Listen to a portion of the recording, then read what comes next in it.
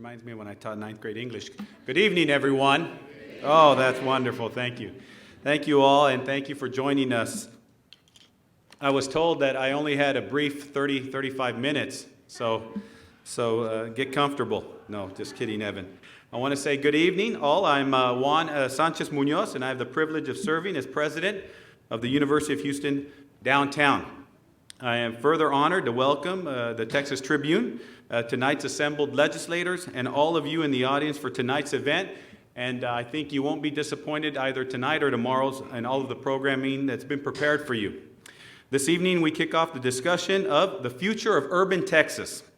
And it will happen at an institution that, I submit to you, is the definition of urban Texas. For those of you that might be unfamiliar with UHD, it is the second largest university in the University of Houston system and the second largest institution of higher education in Houston. It has one of the lowest tuition points in the state of Texas, and it serves overwhelmingly a first-generation population, a high percentage of whom are African American and Hispanic, older students, and what we are terming in terms of higher education vernacular as the new postmodern traditional student.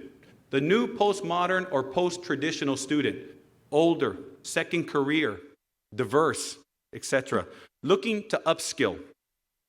Among our graduates and alumni are sheriffs, executives, legislators, educators, scientists, artists, and any number of professionals distinguishing themselves both here in Houston, Harris County, and beyond. Just this semester, UHD grew its campus with the opening of our brand new science and technology building across the bayou. Some of you might see it in the morning. 117,000 square feet, state-of-the-art science and technology building.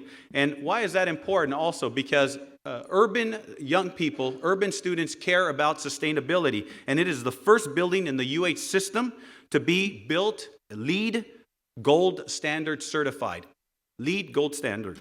Our institution also welcomed its largest enrollment this fall, over 15,000 students. By far the second largest in the city, as large as Baylor, and the largest freshman class, 1,600 in school history. These UHD Gators will contribute to the growth of our state as they complete their degrees, graduate, and ultimately join a list of leaders that have emerged from this institution and other institutions like it. I want to make that point, not just UH Downtown, but other public institutions like it. In 2008, UHD Gators alumni contributed $1.8 billion to the region's urban economy. That's what urban public universities are doing. Students like ours and other colleges and universities like UH Downtown are an inescapable element of the future of urban Texas. Again, I'd like to thank everyone who made this event possible, the sponsors, the partners and panelists, of course, and I'd like to thank my friend Evan Smith, for a fellow Texas Lyceum, for also, and his staff at the Texas Tribune for bringing this program here, and I'd like to congratulate them on 10 years of delivering important news on issues affecting our state and delivering that news to Texans, and 10 years of hosting vital conversations such as the future of urban Texas. Thank you.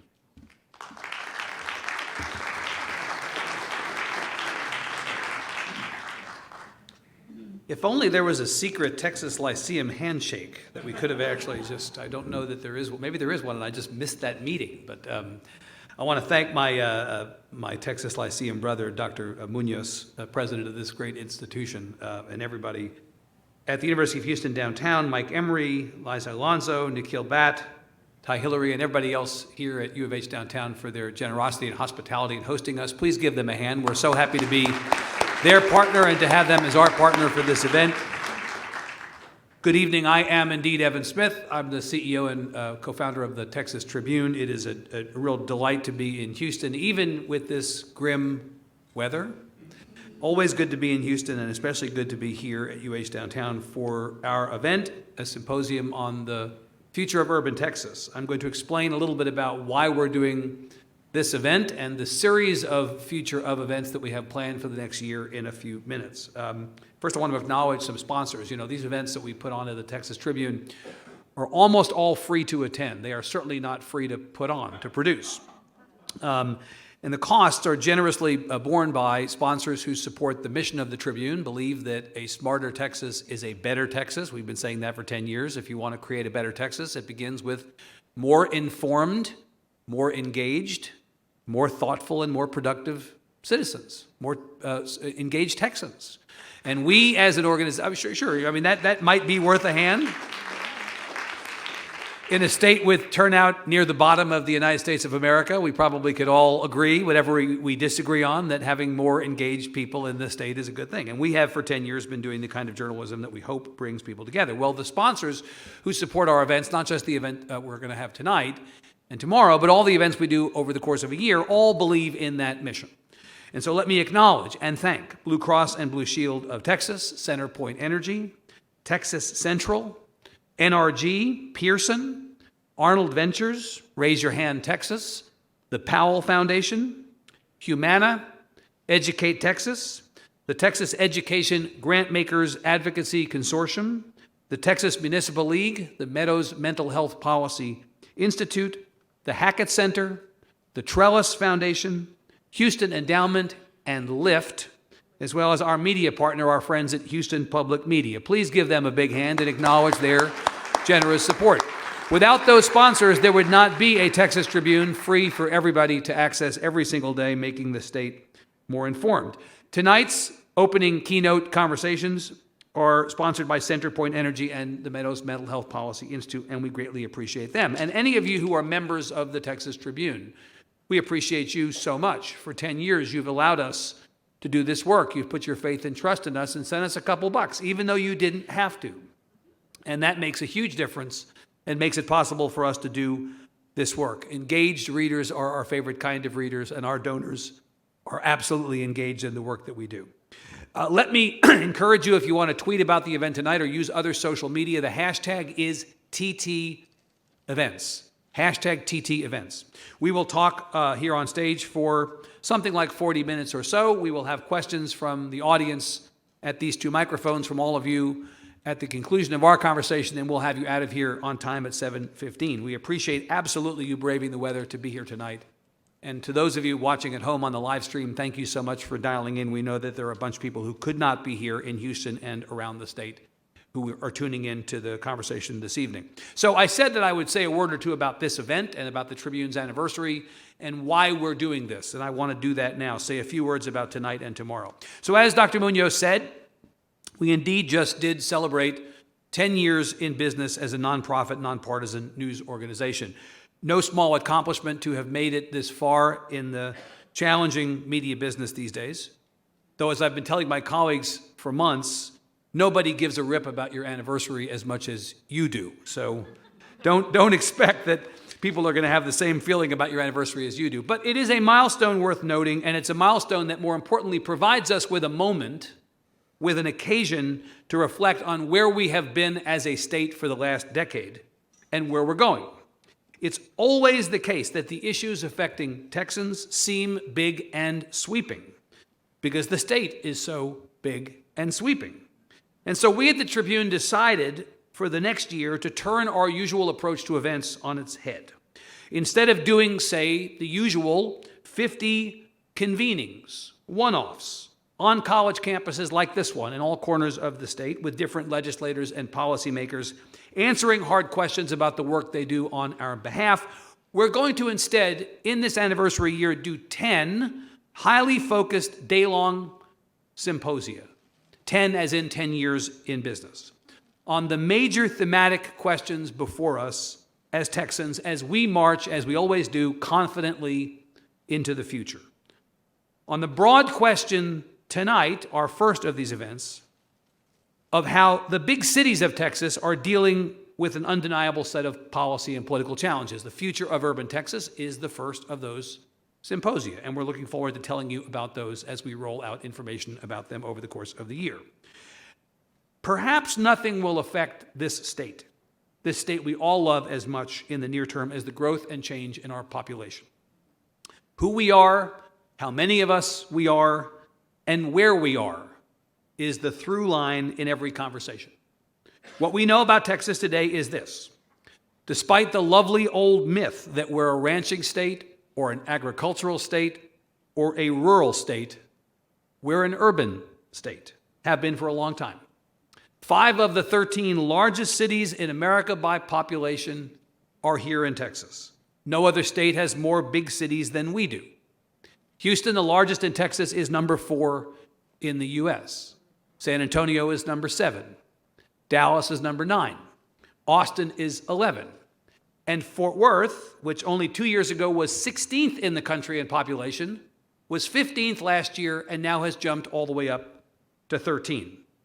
Until recently, El Paso was in the top 20, and it may be again soon. Think about that. 6 of the 20 largest cities in the country in Texas, more than any other state. Today, north of 80% of the 29 million of us in Texas live east of Interstate Highway 35. Close to 90% of us in Texas live in urban areas. All but about 5% of the growth between now and 2050, when our population is projected to be as much as 54.5 million, all but 5% of the growth in the next 30 years will be in the 82 metropolitan counties of Texas. As the saying goes, data is a flashlight. It shows us the way forward. In this case, the path could not be more well lit. Will we legislate and appropriate in all these key areas, in education, the economy, public health, transportation, and on, like the urban state we are, cognizant of what's ahead? Or will we live in the state of denial? Fortunately, and not accidentally, we have 4 urban legislators here with us tonight. We had intended to have a 5th, Representative Sarah Davis, who had a family emergency, and of course we wish her well. She was unable to be with us tonight. These 4 will, I know, offer perspectives and insights on the work they're doing and the work they know they have to do to ensure that we keep the good thing we have going in Texas going, and that we set the table of opportunity for everybody. Let me invite our panelists out, and I'll introduce them when they're seated, and we'll get started.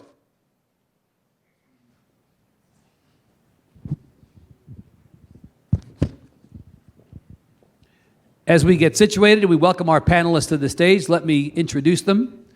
Carol Alvarado, Democrat of Houston, won a special election in 2018 to represent Senate District 6. In the 86th legislative session, she sits on the Intergovernmental Relations, Nominations, Transportation, and Water and Rural Affairs committees. She previously spent more than 4 terms in the Texas House, including a couple in which she chaired the Urban Affairs Committee, and 5 years on the Houston City Council. A native of Houston, she has an undergraduate degree and an MBA from the University of Houston. Diego Bernal, Democrat of San Antonio, was chosen to represent House District 123 in 2015 in a special election. In the 86th legislature, Representative Bernal is again vice chair of the Public Education Committee, serves on the Transportation and Local and Consent Calendars committees. He previously spent 3.5 years on the San Antonio City Council. Born in McAllen, he has undergraduate, master's, and law degrees from the University of Michigan. Paul Bettencourt, Republican of Houston, elected in November 2014 to represent Senate District 7. In the 86th legislature, he chairs the Property Tax Committee, sits on the Education, Higher Education, and Finance committees. He formerly served as the tax assessor and collector of Harris County. Raised in Houston, he's a graduate of Texas A&M University. Whoop, yes. Finally, Celia Israel, Democrat of Austin, won a special election to represent House District 50 in 2014. In the 86th session, she sits on the Elections and Homeland Security and Public Safety committees. She is a native of El Paso and a graduate of the University of Texas at Austin. Please give these 4 legislators a big hand. Thank them so much for being here. Truly to you all, thank you for being here, and especially Representative Bernal, Representative Israel, making the trip you did from San Antonio and Austin. We greatly appreciate you being here. Senator Alvarado, let me begin by asking you this question. You know, the dividing line in the legislature over time, and I believe you are the most veteran member of the legislature reflected on this stage here. I think you were elected before everybody else. Okay. Over time, the dividing line at the legislature is often said to be the fault line, not liberal and conservative or Democrat and Republican or House and Senate, but rural and urban. That is always the way we think about the dividing line in the legislature. It seems like, based on the numbers that I cited and what we know, urban has won that fight. Would you say that's the case? I agree. And first of all, happy birthday to the Thank you. Tribune. Happy birthday, And Evan. thank you, Dr. Munoz, for having us here. I think you're right. Urban has won, but it's not been without some growing pains and some challenges because we, when I got to the legislature, there was the phrase local control was very well respected.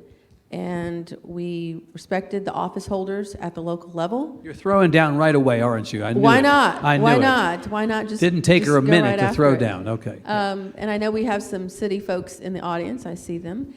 But you're right, the growth is going to occur in the urban areas. And I think that we've gone from respecting local control to control the locals. And every session, y'all, I'm not making this up, but every session you see more and more bills filed that impact cities. If you go back, let's say 20 years, 17% of the bills filed affected cities. And then you go forward 10 years to 2017, that went up to 30%. So it almost doubled. Yeah. And so about a third of the legislative work was related to cities. Representative Israel, I mean, I hear where Senator Alvarado is going with this, and we'll come in a while to the process part of this. I hope we'll start off by talking about issues. And local control is absolutely something we need to talk about because that has been a big feature of the last couple of sessions. But generally speaking, rural Texas still matters. Rural Texas is still represented in conversations, right? There are still 1.5 million people in rural Texas, even today, which is more than the populations of 10 whole states. And rural Texas, we know from 2018, decides the outcomes of statewide elections. Rural Texas saved Ted Cruz's bacon. Yeah. Rural Texas saved Ken Paxton's bacon. It may have even saved Dan Patrick's bacon. So rural isn't out of the conversation. It's still part of the conversation. It's a critical part of the conversation. Yeah. And I can't tell you how often we talk about issues, whether it's I'm on the elections committee and I'm on the public safety committee. I mean, when you're in the legislature, every voice matters, and we continue to want those rural voices to count. If you also believe, as I do, that we should be thinking differently about how we're growing and how we're moving Texans around, we should be thinking about how do cities become more dense and rural areas can continue to the character and the beauty of rural Texas. If you believe in open spaces and preserving open spaces, I want that rural voice to stand up and be counted. Yeah, and Senator Bettencourt, you know, we like markets in Texas, right? We like markets to drive decision-making and policy. Well, people are voting with their feet in the sense that the cities of Texas are growing, and whether they're growing because people are moving from one place in Texas to another, or they're growing because people are moving from outside of Texas to Texas cities, there's really no denying that where the action is in Texas at the moment is in the big cities, right? Well, in your introduction, Evan, you talked about how Fort Worth had moved up from low 18, 16, 15, and now 13. Yes. Right, 15. That's an example of people voting with their feet all around the country. Right. Because Texas is the job creation engine over the last decade. No question by any data analysis, I understand.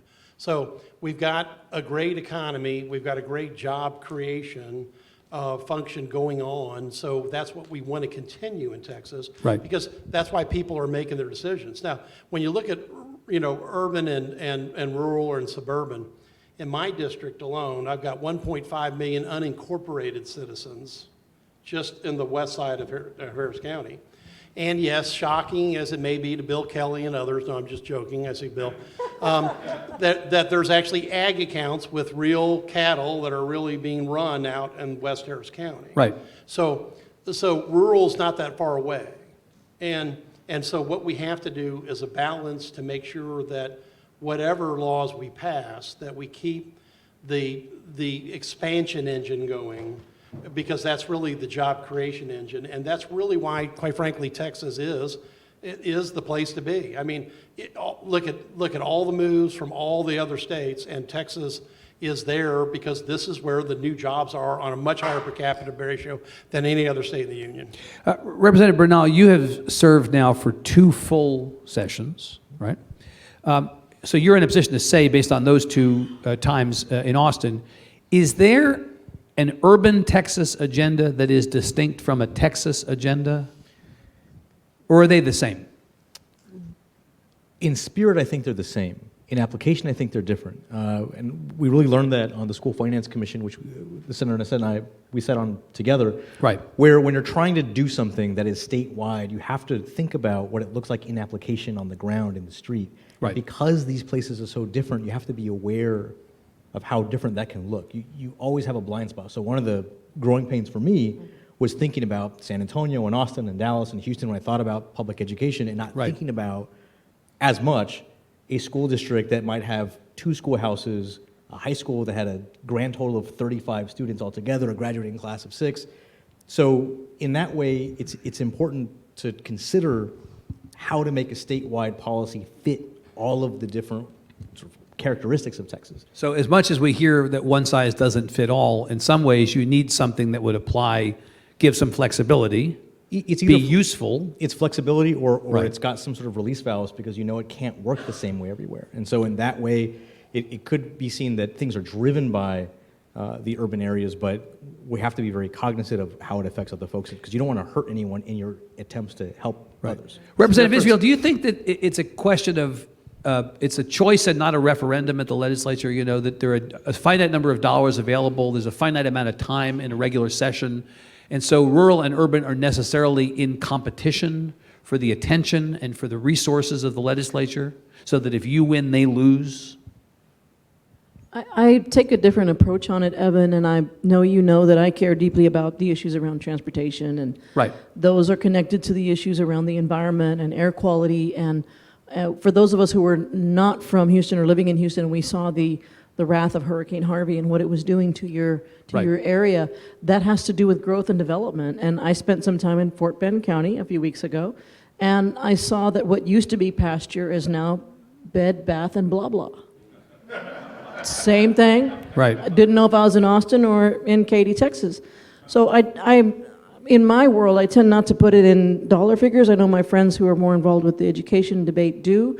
I tend to put it in terms of choices that we make at the local level to build and grow differently and move Texans differently and more efficiently for the sake of our capacity to flood and our air quality and what's going to happen to what are the environmental implications. Right.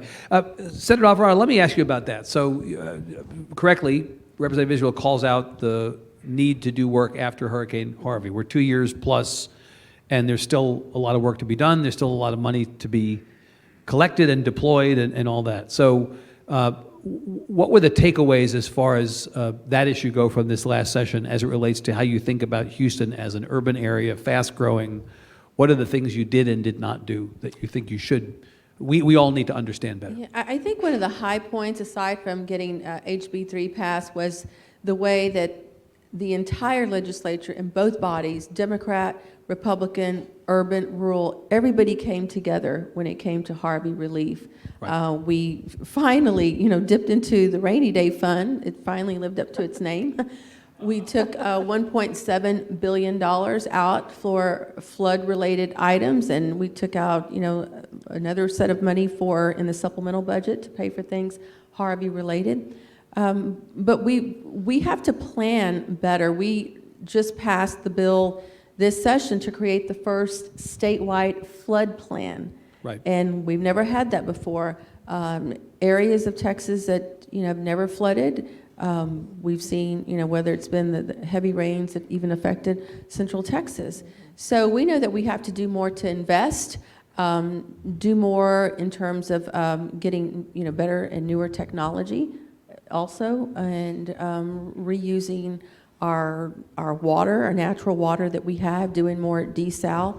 And so I think, for us, especially Houstonians, that was the high point of the ledge, was we put money into flood relief, but we're also planning for generations to come. Yeah, I mean, Senator Bettencourt, that is the point, is that you're not just spending money for now, you're spending money for all time Right. by Paying it making that forward, investment. yeah. And even in a conservative legislature and a fiscally conservative state, there was an understanding that this was a case that everybody had to get on the same page. Well, I think there would be no explaining that the Harvey event wasn't rainy enough to tap the rainy day fund. Well, but you'll acknowledge that in previous sessions, the legislature was reluctant to unclutch its pearls over the rainy day fund finally you all got on the same page Well, with and the use of also, those too, dollars. But this is backed by the public. See, if you look at Proposition 8, which was effectively the amalgamation of the rainy day fund. Yes. That passed overwhelmingly. Proposition 3, which did disaster reappraisal, also passed with 86%. Now, I'm going to pick at the cities and the counties because in this county, Of course. You okay, will. I'm going to, that the county judge, along with the mayor and the and the board of trustees of HISD didn't vote for disaster reappraisal. But in Fort Bend County, almost every government did give their people a break. And so what do you attribute that to? Well, because I attribute to the fact that taxpayers are probably the maddest they've ever been when they pay taxes on a structure that's been demolished by a flood. And that's what happened until Prop 3 passed. Yeah. Now, and I'll give you an example the people here will know because Buffalo Bayou is right outside their door. That out in West Houston, if you're on the north side of Buffalo Bayou, which is the more, that's a more wealthier side from a property value, you got a break because Spring Branch Independent School District gave you one. If you're in Katy, you got a break because Katy gave you one. If you're in Humboldt, you got a break because Humboldt gave you one. But all the other school districts said no. And that's why that bill got passed. And that was what I think a very important method because, look, while we can complain that local control can mean different things, to me, the ultimate local control means, to me, the voters. But to Senator Alvarado or Representative Bernal, it may be that they want their elected officials to make that decision. But when they consistently make the wrong decision, you have to change top-down guidelines and say, don't do it again. When who makes the wrong decision? Well, when they made the decision not to vote for disaster reappraisal on people, 70,000 Houstonians in Harris County had their homes flooded, only 15,000 of them got relief. And that's a terrible stat because those 55,000 homes were, a lot of them in very low socioeconomic neighborhoods that could have used that disaster reappraisal money and get a cut on their property tax bills. Right. Representative Bernal, I want to come to education in a second because you brought that up earlier, and that's a great thing to talk about in terms of the topic of big cities. But to Senator Bettencourt's point, if for whatever the reason things don't go the way he thinks or others think they should, there's a mechanism for the voters to revolt against that, and that is to vote those people out of office, right? We don't need the state to come in necessarily. I mean, that's one theory of the case, is that it's not right for the state to come in and decide we're going to correct the mistake that locals made. Locals have the power at election time to correct that mistake themselves. And to their own peril, I think you see that happening, right? I think that in large parts, last election and this election, that's starting to happen, is that a lot of the folks who have said, we know what's best for you, and what they're doing is they're taking away choices, right? They're saying, here are the things that locals, Right. both in terms of voters and in terms of the elected officials, can and cannot talk about, can and cannot vote on. And so in doing so, right, and also letting large swaths of the state decide what's best for smaller pockets of the state, what's happening is that that's what they're left with because they don't have those choices, saying, okay, I guess I have no choice but to start switching out the elected folks, and that's what's happening. And you think that elections are more competitive in part as a reaction to that kind of a situation? What was the phrase you used about data and flashlight? Data is a flashlight, right? That's Well, the answer. If I could, Yeah. we could talk about HISD if we want to talk about education. Yeah. Now, I have been... Thank you for picking at a scab, Senator. Yeah, right. Well, that's you know, Low-hanging as the fruit. one Okay. Republicano on the panel, that's what I'm supposed to do. That's Right, what- yes, Otherwise, yes. you don't have a debate. Right, yeah, for once you, for once you like protection of endangered species yourself. Yeah, right. Right. Well, right, by the way, right, and since you're talking to the last Republicano that's elected in an urban county. Indeed. Maybe what I'm doing works, but we'll talk Yeah, about yeah, that yeah, later. right. Yeah, no, go ahead, pick at the HID scab, go ahead, the it's not- HISD scab, that's fine. The HISD board did this to themselves, okay? They could have fixed Kashmir High School years ago instead of waiting a dozen years, 1 year not on the list officially, Yeah. but 12 years on the closure list in the state. They could have fixed Wheatley High School 7 years ago. They could have not been hurling racial epithets at each other in board meetings and worrying about contracts, which they were obviously violating the law on, and the president of the school board is threatening an administrator with their job if they didn't move a contract. So, Right. so my point for the debate here is this: How long do you sit by and let bad things happen? Because 12 years is the entire lifetime of a kid in a public education. Right. In the state of Texas. Let me ask you a question quickly, yes or no, and then I want Representative Bernal to weigh in on this. Do you think that if the legislature had stepped up and made a good faith attempt until, really, it didn't happen until this last session, to address the question of school finance, that possibly HISD would have had the means and the resources to solve its problems sooner? Is it possible that it's on you all for punting on school finance as long as you did? No, because I watched the trustees testify year after year, either in the regular session or in the interim. Right. Blaming each other, blaming the superintendent, because they had single-member districts, people wouldn't come help the person that was in charge of over the Kashmir area, I Right. would say in charge. So I disagree. I think It was a that- hot mess regardless I of what think you it's all a did. strict failure of the Right. Board of Trustees and leadership, period, Right. and statement. Representative Bernal, you know that HISD is obviously an immediate example. It's an everybody's viewfinder right now, but just a couple of years ago, it was El Paso ISD that the state came in. And there have been other instances in which there have been problems that the state has had to insert itself into. Generally speaking, when you headed into that year-long exercise or so on the interim, in the interim between the 17 and 19 sessions to try to attempt to craft a school finance proposal, did you think about the problems of districts like those? You know, you got these big, Of course, that's my intractable problems. That's my right? frame of reference of those schools I went to. I'm a San Antonio Independent School District guy. Right. I mean, that was my starting point. That was the point I was making about the rural areas. Was that Right. that's not my experience. So I had to learn that and think Yeah. about it. But absolutely. But back to the senator's point, I think what is good and bad for people is subjective. Yeah. Right. So while I understand the point you're making about HISD, I would argue that we've made it harder for cities to govern themselves.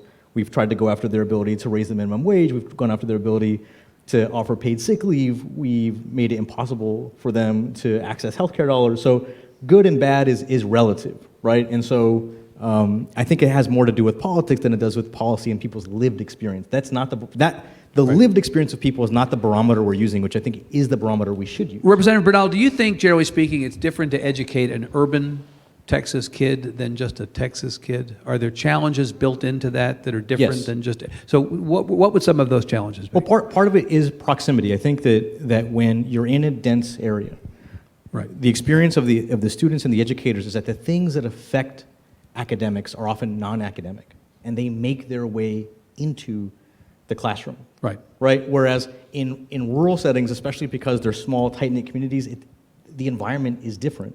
But I'll also say this about the School Finance Commission and your question about HISD. I do think to some degree, up until this last session, that the state was playing both the arsonist and the fire marshal, right? Where we're continuing to divest money and then wagging our finger at people for not doing a good job and then wanting to take some sort of corrective action without holding up our end of the bargain. And what happened wasn't that we came to our senses, it was an election, right? Which not only changed the makeup of the House, but almost in a very significant way changed the makeup of the Senate. And then people realized that they were talking more about bathrooms than classrooms, and they got their act together. Yeah. Senator Alvarado, it is interesting to think about how the public education legislation got through this last session. I was saying to Representative Bernal, Senator Bettencourt, before we came out here tonight, that ordinarily it's the courts that put a gun to the heads of legislators. This time it was the voters who put a gun to the heads of legislators. Basically what the 2018 election was a message to legislators, please come back and fix school finance, or in 2 years we're going to come for you. That's at least how I interpreted it. You too? Absolutely. Yeah. Elections have consequences. And think about this. I mean, on our side of the aisle, we have been advocating for things like free all-day pre-K. Now, several sessions ago, that was a partisan issue. The other It was godless. colleagues on the other side of the aisle. Godless socialism. Didn't Kids want- being ripped didn't from the wanna hear loving it. arms of their parents, But- right? That's what it was. Fast forward. Fast forward. No. To the ele- Well, maybe you didn't say that, but other people did say it. Evan, I can speak for me. I know. Okay, that's good. All right. Peace. I get that. But Okay. but think about it. I mean, this is just the truth. These are the facts. I mean, we've always advocated for the state to put more money in. So we've increased it from 38% to 45% with the state funds, right? Right. And again, like things like all-day pre-K and paying our teachers more and giving the districts flexibility. I mean, some of those things were right down, the line right down the middle between Democrats and Republicans. And this time, there was very little, if any, debate on all-day pre-K in HB3. So Everybody why just basically that? was on the same page Oh, from the yeah, beginning on that. yeah. Senator Bettencourt, then I want to go to Representative Israel, yes. If I could kind of rewind this clock, Yeah. because the Commission on Public School Finance started in early 2018, before the election. Now, Well, you're that's looking true. at the first person that stood up and said, we have to do away with Robin Hood. We have to do our best to shoot it. Because that's really what was hurting HISD from a financial management viewpoint, because they had moved into Robin Hood for the first time. So we were looking at these issues very granular Right. in March, April, May, until mercifully, I think we got most of the summer off, and then we got back to Right. it. So I'm just saying there was already a movement prior to the election. Right. But And by the yeah. way, because I've been speaking out against Robin Hood for decades. Yeah. Because it's Robin the Hood. It's literally taking your money, okay, and letting the state treasury balance their budget. And there was as a conservative Republican, I took some grief because I was the one saying, we're balancing the state budget on the backs of the local property taxpayers. Right. Representative Israel, of course, I hear what Senator Bettencourt says. The timing of it is indeed true. School Finance Commission did its work before the 2018 election. But it's one thing to pass school finance in a legislature that has 95 Republicans and 55 Democrats in the House. When the partisan split narrows, as it did in this last election, 83-67, there's more of an incentive, motivation for people to look for things they can agree on and get on the same page.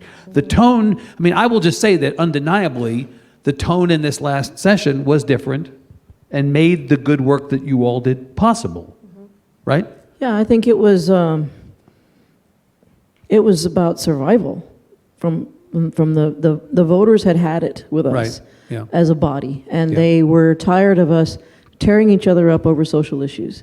Right. So that was kept to a minimum. We still had Right. our emotional moments on the House floor, but it was kept to a minimum, and we focused on the big issue, and we all Yeah. understood that we had turnout that was near presidential levels in an off year.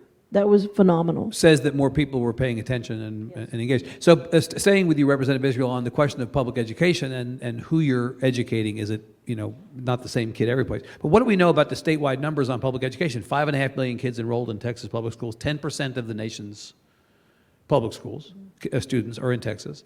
And although the population of Texas right now is 43% Anglo, 40% Hispanic, the population of the Texas public school kids is 53% Hispanic, 28% Anglo. The school kids are actually ahead of their state, and it is where the rest of the state is necessarily heading. 60%, near 60% are on free and reduced lunch. Representative Bernal, that's right.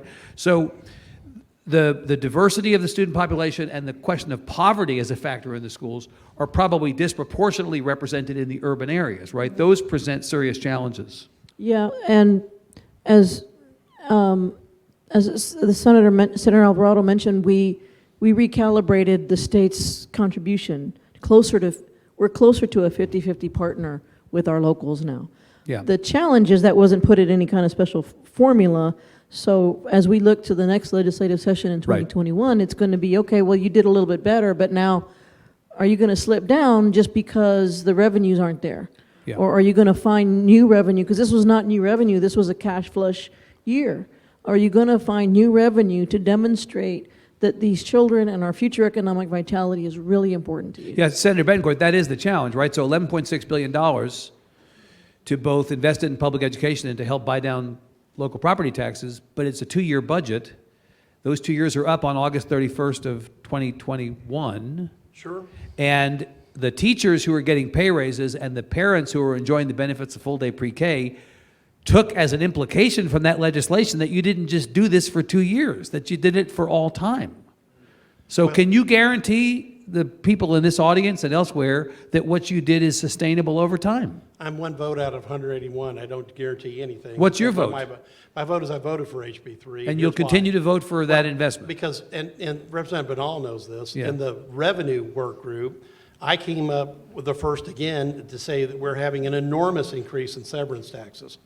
And we went from 3.7 million barrels a day of oil up to, I only predicted 4.748, and it's already over 5. Right, but it's an enormously volatile source of income. Well, right, and that's overflowing what is which is the Economic Stabilization Fund or the rainy day fund, everybody out there.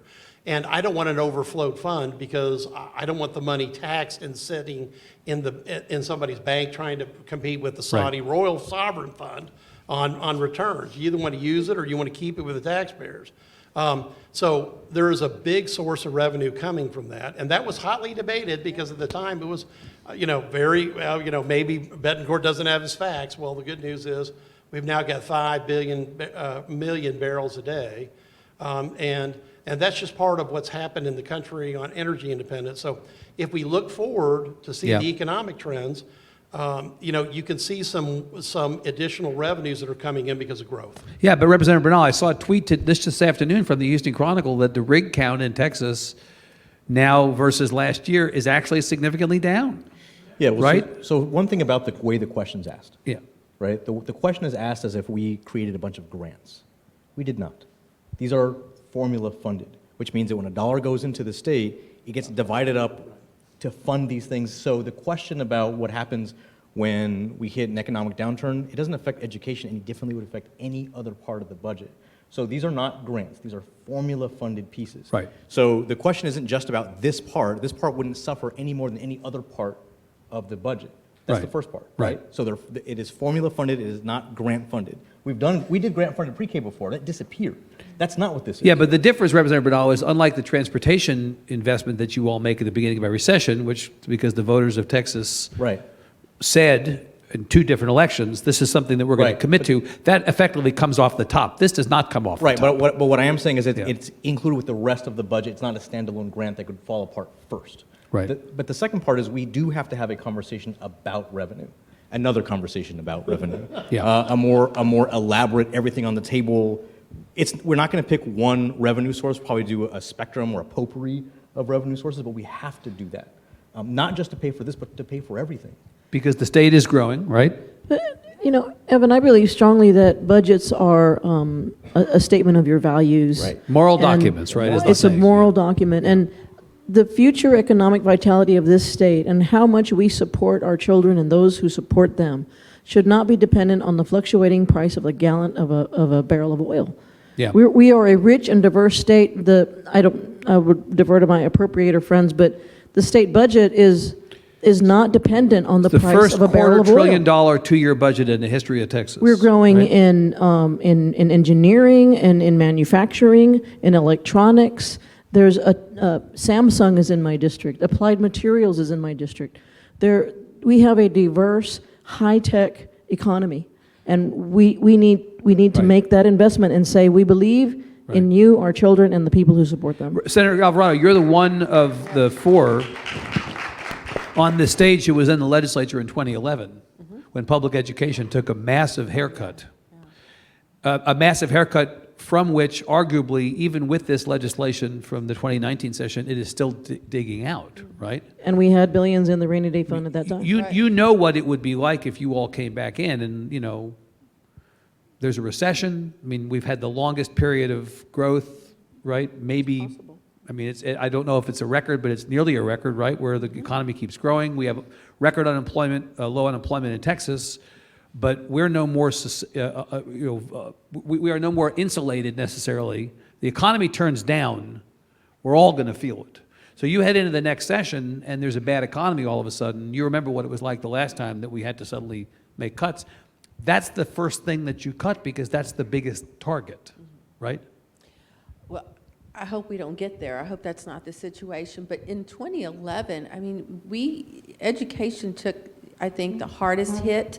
And we're still making up for that. Yep. And as a result, you saw court cases, school districts banded together and sued the state, and we had to go back the following session and correct some things. Also turned out the revenue estimate was off by about $8 billion, rounding error. Right. Right? Right. What's a few billion? What's a few billion among friends, right, yeah. But you're right, Yeah, but I mean, we've got a very healthy rainy day fund, and we dipped into it this time for education, for Harvey relief. I think when we go back, we're still going to have a healthy rainy day fund, and I think everything needs to be on the table. I was part of the revenue group in the Senate Everything was on the table. Do we raise the cigarette tax? Do we raise take money out of raise the severance tax? There's a proposal that the sales tax go up by a penny, right? Well, the sales tax had problems on both sides of the aisle. No, both the left and the right found something that they could agree on. They both didn't like an increase in the sales No, tax, it's but gonna- that doesn't mean that that goes away forever. No, but it's very difficult to explain that every homeowner under $750,000 in value would pay more under that proposal. So now, Bettencourt, talking like a liberal, look at I that. know. Exactly. so now let me go back to let me go back to this. This is on video, by the way. That's okay. No, Yeah. we sat next to each other, and I did that. I've done that on every medium. Now Yeah. let me go back to this. The budget has to, by law, be balanced. That's the real. The only imperative. constitutional obligation of a legislature is pass a budget. Is and pass a balance, budget, and it has got to be balanced. Now, as the economic conservative, I would say you match your sources and your uses together. Now, we've had 6% sales tax growth this last year. We've had double-digit severance tax growth, very strong. Okay, and we're going to continue that next year. And so when you have a good economy, you may not be insulated from a recession, but you are resilient, maybe the last one to go in. So Right. we'll watch and see, because what gets measured gets fixed. But Yeah. right now, our projections are good to continue forward with Yeah. positive revenue, both on the sales tax side, and we've blown past that transportation set aside. Right. Way in the rearview mirror. So thank you for teeing up transportation. I want to ask Representative Israel and Senator Alvarado, both of whom work on transportation issues during the session, about that. What's said often about this last session is if you cared about public education or property taxes, this was a good session for you. But if you cared about anything else, big ticket items or small, but especially big ticket items like transportation or healthcare or higher ed, not entirely, but by and large, you jumped up and down, stamped your feet, waved your arms, nobody paid attention to you. It was hard to get people's attention. And so those three issues in particular all think, just as this was a public education session, it's going to be a higher ed session next, or it's going to be a transportation session. That, when we as a state voted to carve out that money for transportation, which we've now alluded to a couple times, even then, that was a drop in the bucket in terms of what we needed. We were basically working hard to maintain the current levels of congestion. We were not actually fixing the problem. Representative Israel, think about the big cities of Texas, our city of Austin, where you can't get anywhere before 10 o'clock in the morning, Or Representative Bernal, same in San Antonio. I know from the Houston representatives here on the stage, Senators Bettencourt and Alvarado, same thing here. What does the legislature need to be thinking about in terms of urban transportation particularly? This is something you've been thinking about for a long time. We need to think about creative solutions like how do we encourage major employers and public sector employers to encourage telecommuting? The best way is for you just to stay in your fuzzy slippers and not Yeah. leave home, and you're just as productive processing POs at your home office. So what can the This is a legislature good do thing. to create an incentive for companies or for public entities to permit that? Because that would take a certain number of cars off the road. I don't know the answer to that, but I would like to. I have so many major employers in my district. They're doing it already. They're already saving money. They're doing cubicle sharing. They're saving electricity. Dell is in my district, and they're literally having The market drives it. the market is driving it, and they're learning from it. The public sector can learn from the private sector. Unfortunately, I had a bill that got vetoed by the governor a few years ago, and I'm still a little bitter about that. But I also think that you, especially in Houston and now in Austin, we are living in a tolled environment. What are we doing as we think about those tolled assets? And Houston is doing a wonderful job, by the way. You have an elevated, dedicated lane of traffic on 610 that is going to or is already dropping down into the Galleria, and you have a bus rapid transit. TxDOT paid for that. The state of Texas paid for that. That's a transit asset. No cars, single occupancy vehicles can get on that. That's a bus. I'm so excited. I want that in Austin. And unlike the city of Austin, which can't get its act together in terms of voting for a transportation bond, just now on election day, did the city not just pass a bond for transportation? Yeah. The Senator transit. Alvarado, yeah. I mean, overwhelmingly passed. the reality is that the state can't do everything, or maybe even enough on its own, to solve this problem. It's ultimately going to be local folks who have to take It responsibility. is, and we have to engage the public. We've got to get people in the mindset of taking advantage of, we have a great rail system here now that connects, all Houston all over the map, and we're expanding. Hopefully, we'll be going out to the airports before you know it. But we have to get people out of their cars and be able to be comfortable getting on rail. I mean, it's a mindset that we have It's a cultural change. We do. We have to culturally Right. change the attitude about getting out of the car.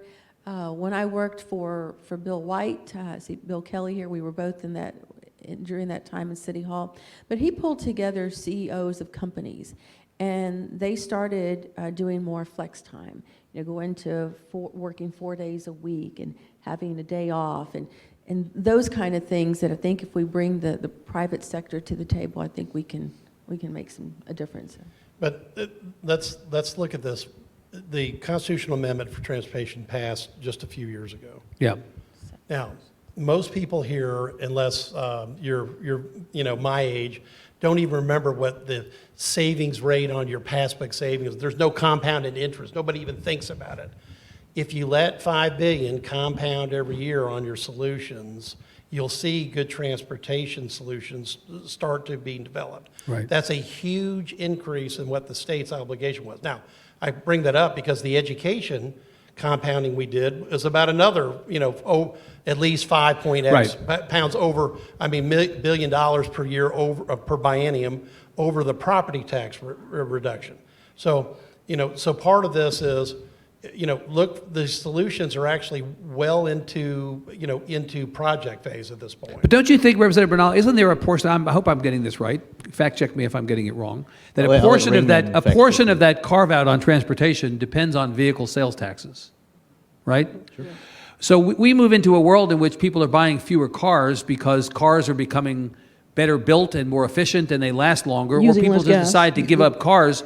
Aren't we tethering ourselves to a mechanism of funding that's ultimately going to go the way of the dodo bird? Yeah, I mean- Aren't we a general fighting the last war from a transportation funding standpoint? Again, Evan, the question assumes that we're just going to stare and watch as it happens and not adjust to the world as it changes. And I think it's a fair point because we obviously haven't, but we're going to have to, right? And just going back to a previous question that I wanted to chime in on, and that is that the state can help cities with their transportation issues by, in some ways, getting out of the way or recognizing how much it helps. So, for example, urban and rural education, the intersectionality of issues is tighter in an urban area. Right.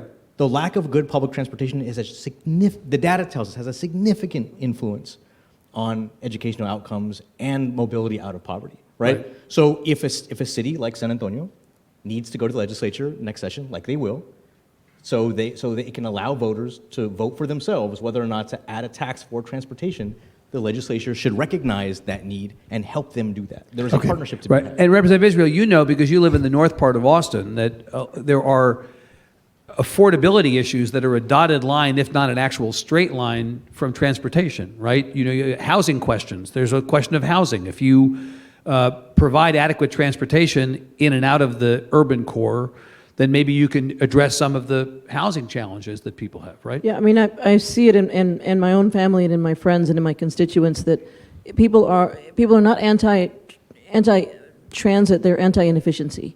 And when you have like a young person in your family who has gotten a job and their car breaks down, they're not going to that job, or somebody has to go see a parole officer and they miss their connection. We're penalizing people because they're not mobile enough, and that's not fair, and it's harming the least among us. Senator Alvarado, let me pivot to where I would have gone with Representative Davis had she been here, since she is the maven on public health. So in her absence, I'm going to go to the other member of the blanket caucus, and I'm going to ask you to answer. So we know about healthcare in Texas that we are still double the national average on the uninsured population. Texas doubles the rest of the country. We know that the Hispanic community in Texas actually doubles the Texas average. So the Hispanic community in Texas is 4 times as likely to be uninsured as the average American. And disproportionately, it is residents of big cities, and often residents of color in big cities, who bear the load on the uninsured question. We also know that as of the last year at least, Texas now leads the nation as well in uninsured children. 10 years of the number of uninsured children was going down, now it's started to go back up. Texas is now adding more uninsured children to its rolls annually than it is to the public schools annually. So how does the legislature address, or why doesn't the legislature more fully and frontally address the question of health care as it relates to the growing big cities of Texas? I'm glad you asked this question because healthcare has been missing from the debate stage in the legislature, and I think next session it needs to be the #1 priority. You vote for that being a healthcare session if you're going to make one issue a priority. Right. Yeah. Yeah. Expand Medicaid. We are one of 17 It's cheap applause states. in Houston Yeah. to say expand Medicaid, right? Yeah. One of 17 states, y'all. One of 17 that has an expanded Medicaid. Our neighbors all around us, red states, have expanded Medicaid. You want to talk about freeing up money in the budget? That would definitely free up hundreds of millions, possibly billions of dollars.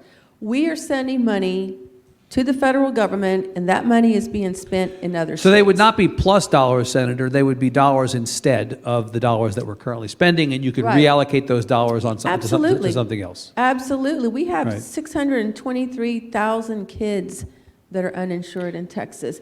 And this was a report I heard yesterday. I was with a couple of our commissioners, and they were talking about the health disparity study that was just released. And yes, it's very much well known that African American and Latinos suffer from more health issues, especially in a lot in my district, in Yep. Senate District 6. But we know that if we were to expand Medicaid, that would certainly alleviate a lot of the health disparities that we have. It's also hurting our hospitals. And you talk about rural Texas. You've seen how many hospitals have closed in rural Texas? More hospitals in rural Texas have closed over the last 10 years than in any other state. And so I'm hopeful that that's one issue that we can come together as urban, as rural communities and focus on. Senator Bettencourt, you're a fiscal conservative. Fiscal conservatives like when you spend somebody else's money instead of your own, right? And you also hate the growth of property taxes. Well, you'd rather spend somebody else's money than your money as a fiscal conservative, right? Well, you'd rather not spend money you don't need to. Now, let me try to answer your question. Well, but and you also hate property taxes. And one of the things we know is that the uncompensated care costs at all these hospitals where people with non-emergency needs go to be treated in emergency rooms, those costs are passed along to all of us in the form of property taxes. But the 140 hospital districts in the state did not get the lower rollback rate on the property tax bill. Right. They're effectively exempt. But wouldn't it be better if people didn't have to go to emergency rooms for primary care? Right, no, that was going to be my point. I think, look, when you look at what's happened over the last few sessions, you've got a priority put on transportation, and the public backed it in a constitutional amendment. You've got a priority put on public education, which 83% of all the districts are majority minority, and Right. the one causality that we agree on, that we saw in the data, is poverty. Seems to be the one driver that Right. drives it. Now, when you look at the Health and Human Services budget, it's just as big as the education budget, okay?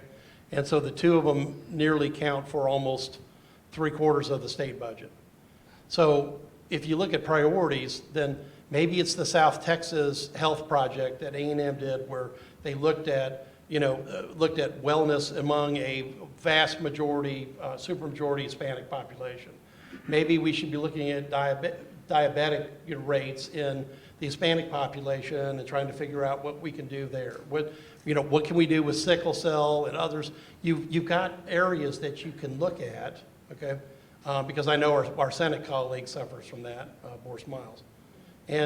But we don't have unlimited dollars. And again, we're looking at a balanced budget. So in my mind, what gets measured gets fixed. So if we have specific problems, let's tackle those. That's what I think, because that's really what we did with transportation and education. You just don't want to take the money? No, because here's the problem. The money has significant strings with it. The last time I looked at it, and it was about a year ago or so, was that for our 10 billion, maybe 15 billion, we'd have to come out of pocket with 1.6 billion. And I looked to the governor of Wisconsin, who is a liberal Democrat, and I looked to the governor of Ohio, John Kasich, who I'm not sure what party he is, and they both said that Obamacare and that expansion was an absolute failure.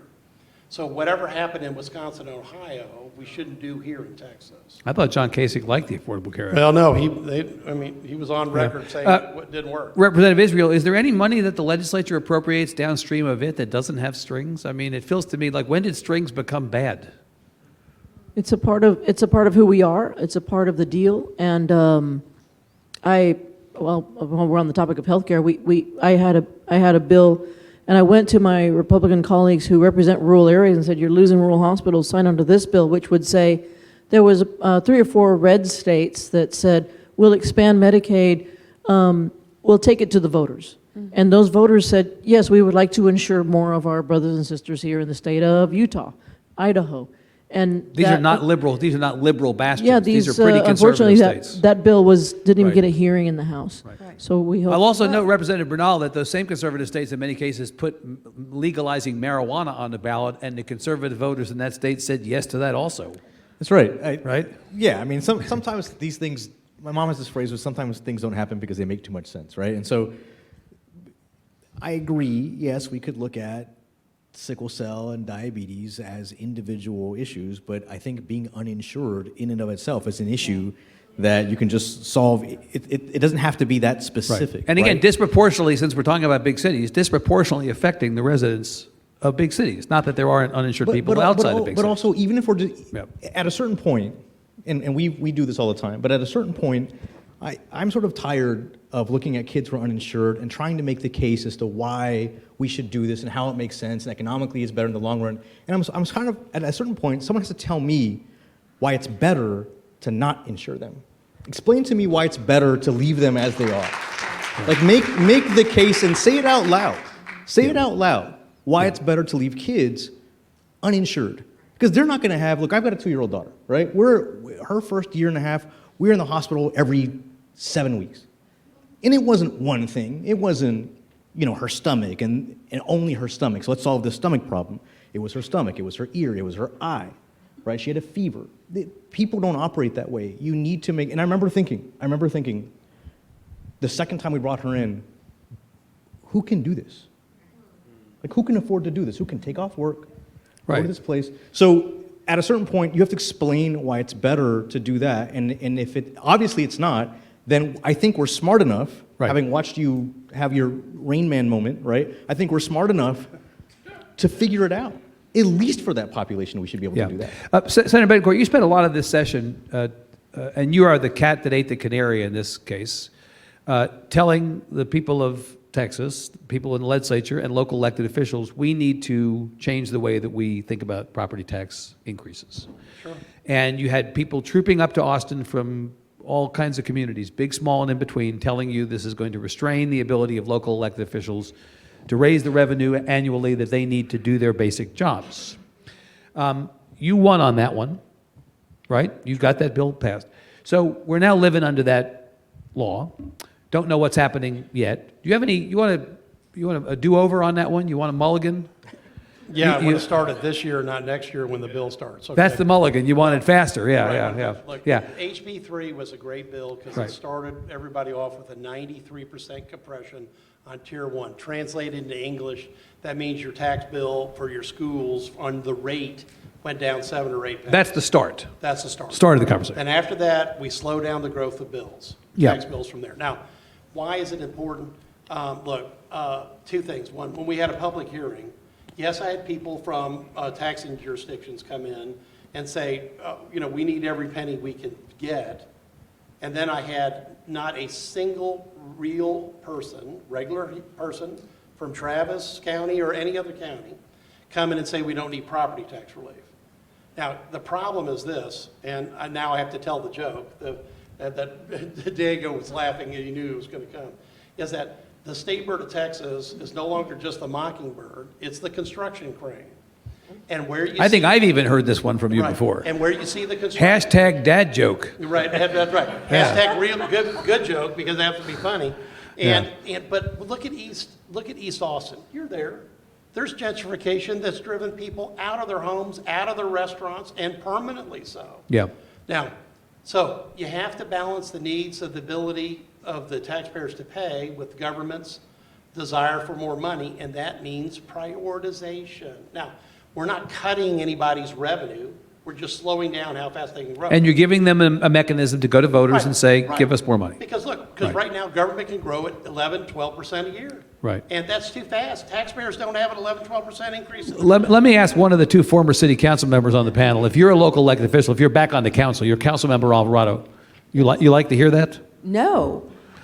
She didn't like to hear it when I was I'm about tax to say, assessor either. I knew the No, answer when he- before I asked the question. When he was tax assessor, he would come to city council and try to influence policy there, so. But I seem to Anyway, remember at least Bi- he's consistent, so now he's still trying to, I seem to remember Bill White Control the passing one of the locals. best property tax relief propositions Yeah. in the city of Houston's history, Proposition 1 in 2004.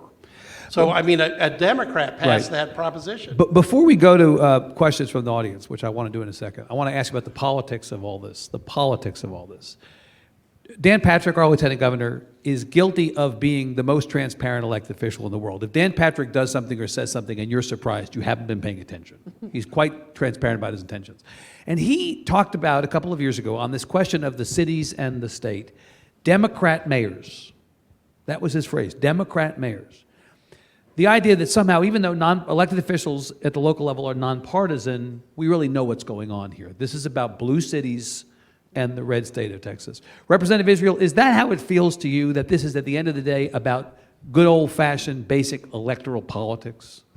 And that if the mayors of all the big cities were conservatives as opposed to liberals, we would not be having this local control fight? Well, I mean, I suppose when it's convenient to use a partisan foil, I think that's what Lieutenant Governor Patrick was doing. But it's no longer just that Austin is a Democratic city. Every city in Texas, and almost Tarrant County, is a Democratic Right, in the city. last election, Tarrant So- County, which is the most conservative large county in the country, voted for Beto.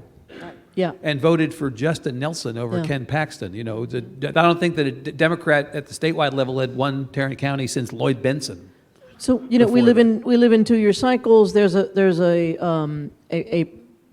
more and more progressives winning, and I don't think it's fair to just put a label on it and then fundraise off of it and act like that it's Democrats. It's people who live in urban areas who are doing the best they can with the resources that they have.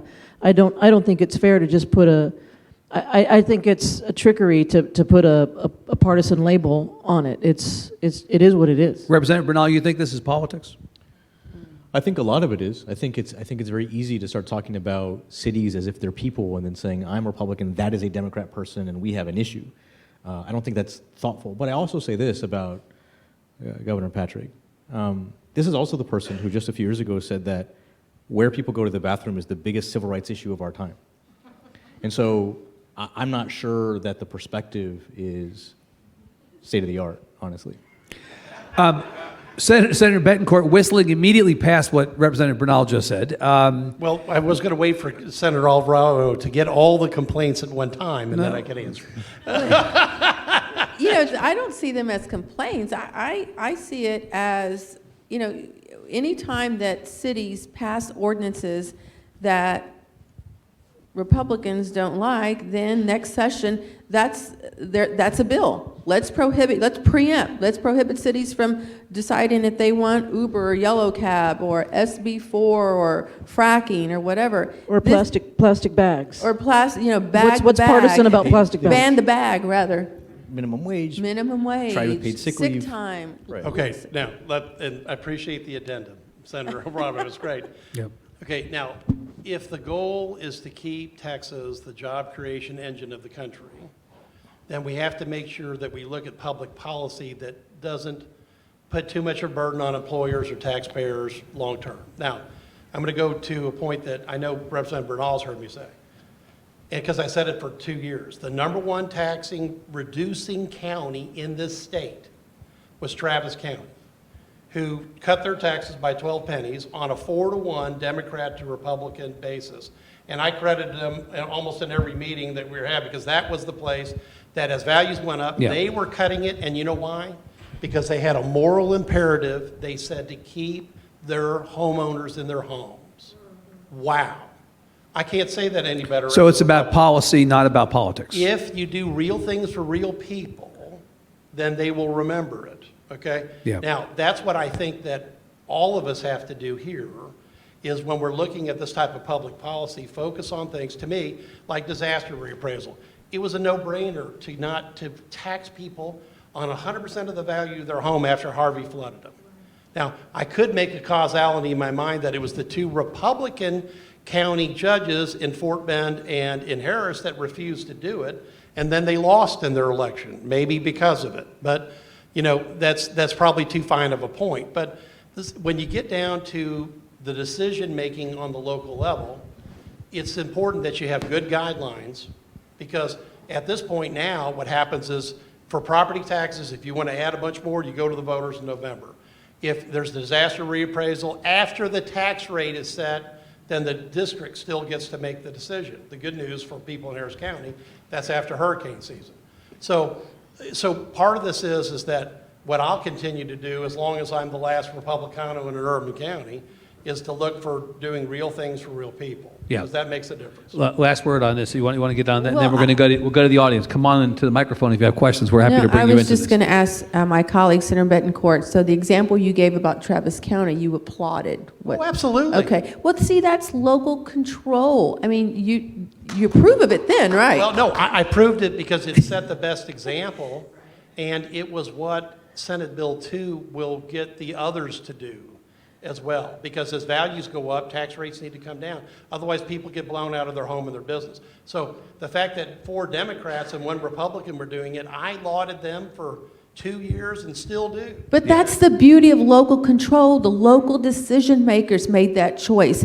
And then it's up to the voters of Travis County whether they approve of what they did or Well, not. the good What's news- wrong with that Well, concept? because the rate had not been changed in 38 years. It's literally, you know, it's taken almost 4 decades to get the rate, the rollback rate down. And now people will be able to make a legitimate decision, and government will grow at, 6-7% a year as opposed to double digits. And if the public wants to support more, they'll get a chance to vote on it in November. All right. Well, I can tell you that mayors and county officials feel like they were disrespected during the process of SB 2. I got a letter today from some small city mayors who feel like they were attacked, they were not listened to, the rates that they were proposing were nothing I close also, to what, I do Wait, now, remember. I to wanna- what was passed. I in do SB 2. remember the Speaker of the Texas House captured on tape saying something to the effect of, "We want to make this the worst legislative session in history for cities." I was happy I was not invited to that meeting that day or any Oh, other yeah, meeting right, at the Capitol. exactly. But I want to go over Yeah. back to Lieutenant Governor Patrick and say one quick thing. One last thing, please. With all the hits on him that were here. Well, I'll know that there were hits on Well, him, really. I make that comment because Plus he I can handle watched it. him try to negotiate with TML, which is Texas Municipal League. Yeah. And 2015, he said, what about 6%? They said no. In 2017, he said, what about 5%? They said no, on a rollback rate. And then they, wouldn't take, they never would take a number ever.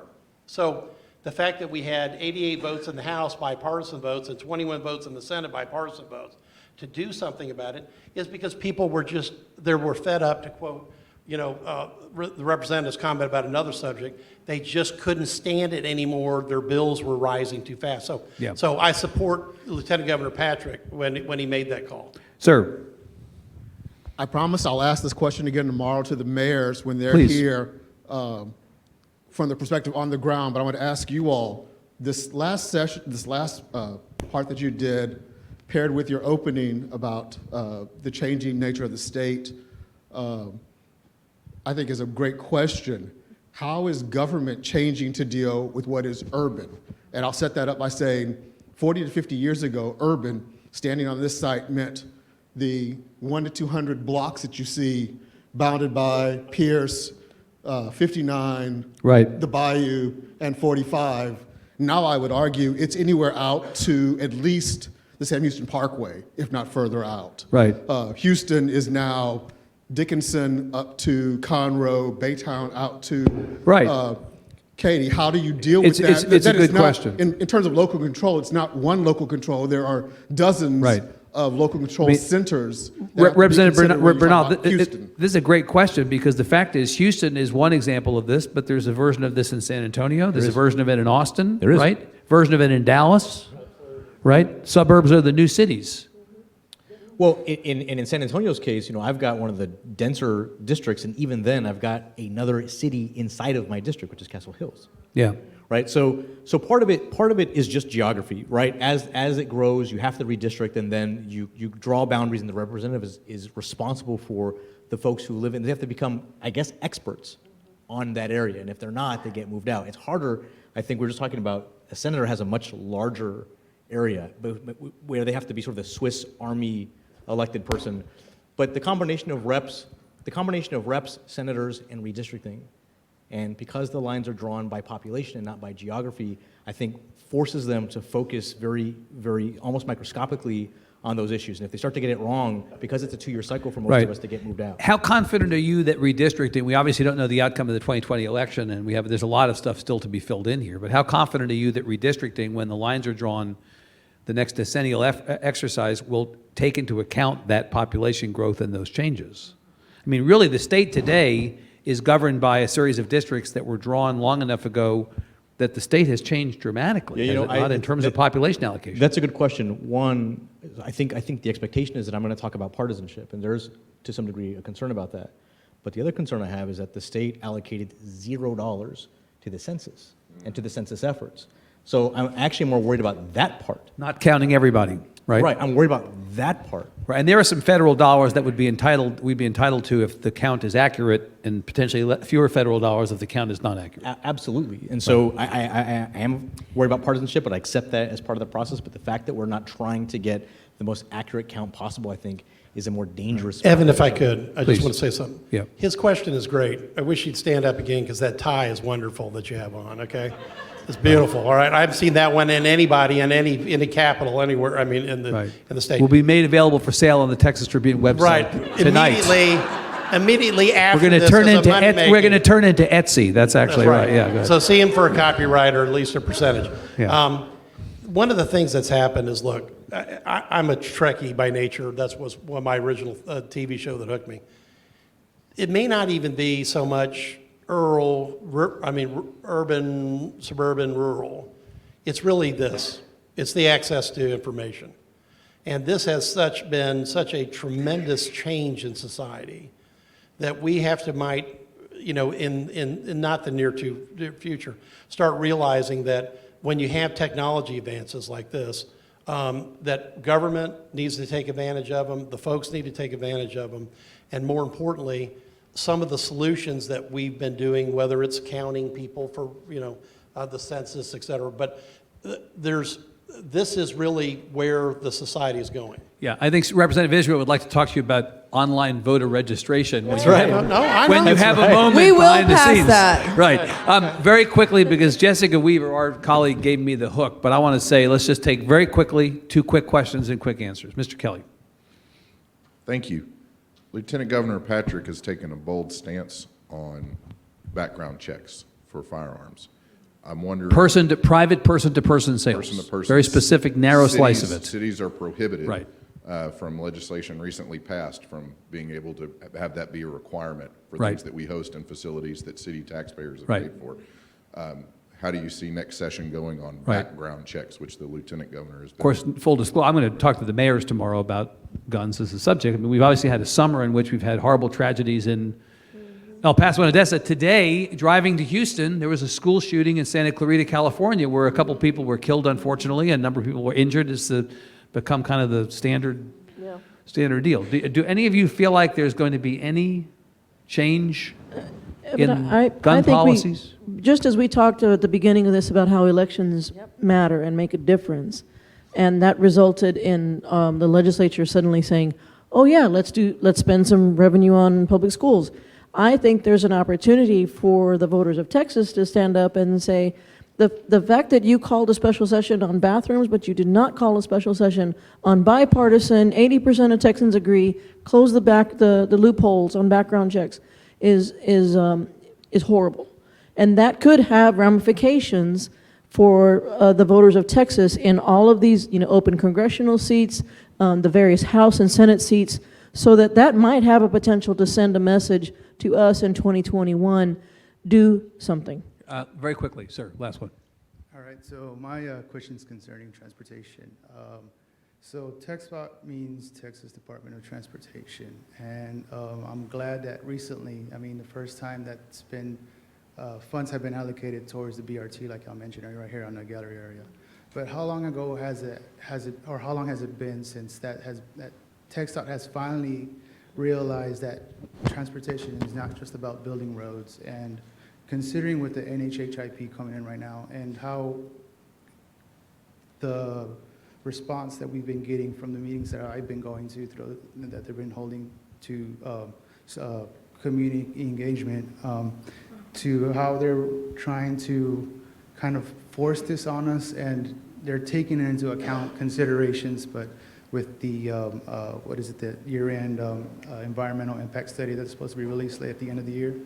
How is Legislature working to kind of expand the scope of TxDOT to give them the ability to implement more multimodal? Think more than just roads. Yes. Yeah, Senator Alvarado, what do you think about that?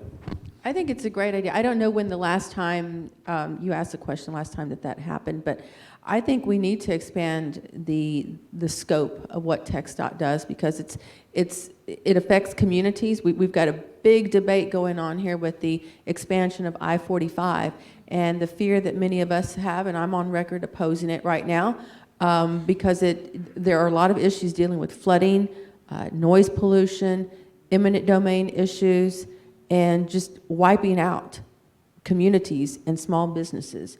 So I'm trying to weigh in, make a difference to get TxDOT to just get out of the mindset of just thinking about bricks and mortar and concrete, pouring concrete and miles of it, but to think about it from a community and larger perspective.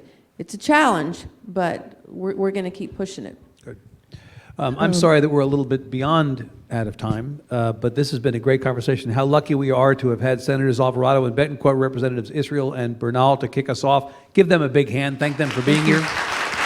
Thanks to all of you for being here. Hopefully we'll see you tomorrow, and if not tomorrow, some other time soon. Thanks very much.